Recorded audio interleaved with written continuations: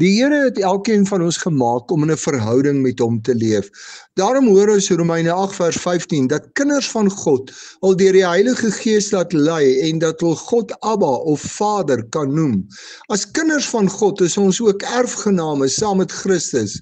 As kinders van God kry ons die versekering dat die Heilige Gees vir ons bid sodat alles vir ons ten goeie meewerk en ons al meer na Christus as ons oudste broer kan lyk. Romeine 8 vers 29 sê dat die werk van die Gees in ons as broers en susters van Christus wil laat leef. Soos Efesiërs 2 vers 19 sê, hulle wat in Christus glo is deel van die huisgesin van God. God is ons pa en ons leef saam met Christus en mekaar as broers en susters. In Johannes 14 vers 9 sê die Here Jesus dat ons in hom die Vader self sien.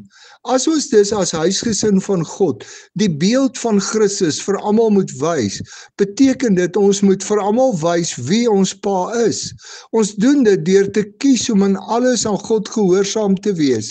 Jesus sê in Johannes 14 vers 23 dat as ons hom liefhet, ons sy woord ter harte sal neem en die drie-enige God sal na ons kom en by ons kom woon.